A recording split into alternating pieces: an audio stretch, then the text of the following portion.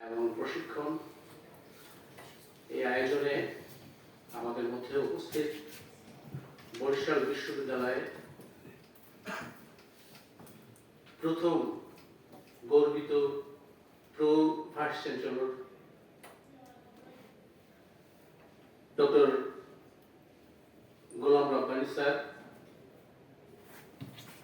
এখানে অতিথি হিসেবে উপস্থিত আছেন সম্ভবত জনাব জিয়াউর রহমান বিআরটি এর পরিচালক এবং আমাদের সাংবাদিকতা গণযোগাযোগ ও সাংবাদিকতা বিভাগের চেয়ারম্যান ইমরান হোসেন এবং বরিশাল রিপোর্টার্স ইউনিটের সেক্রেটারি খালিদ ভাই, আমাদের শ্রদ্ধেয় সুসম্প্রদা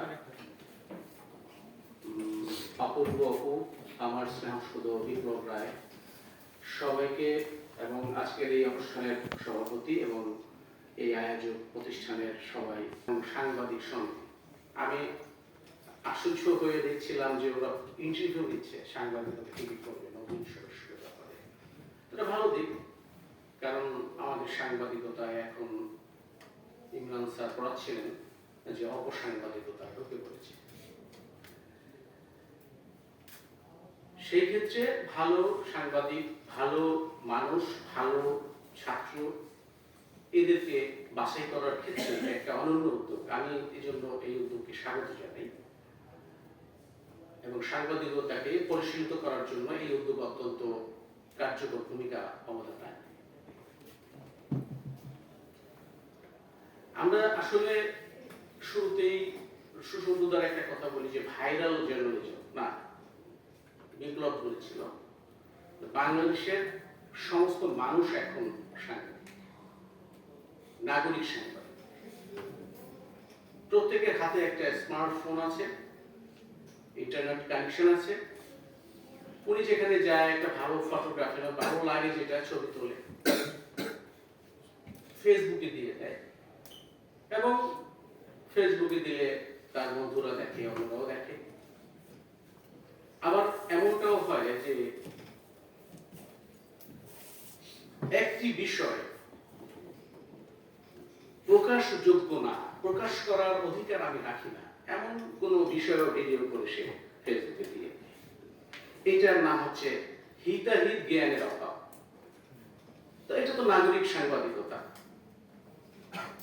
কিন্তু সাংবাদিকদের মধ্যেও এমন হিতাহিত জ্ঞানের অপসাংবাদিকতার অভাব বাংলাদেশে কোথায় এখন জানুন। সোশ্যাল মিডিয়া যখন এসেছিল সবাই আশঙ্কা প্রকাশ করেছিল প্রিন্ট থাকবে না, গণমাধ্যম থাকবে না। নিউইয়র্ক টাইমসের উদ্যোগ থেকে প্রশ্ন করা হয়েছিল যে আসলে সংবাদপত্র কি টিকবে।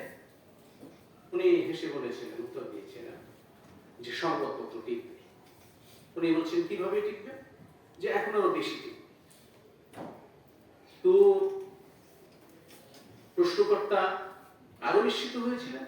উনি বলেছিলেন প্লিজ তুমি আমাকে ব্যাখ্যা করো।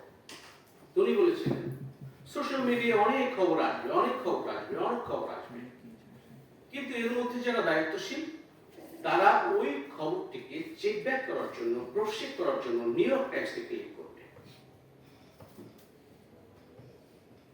কারণ তারা নির্ভেদ, সত্যনিষ্ঠ,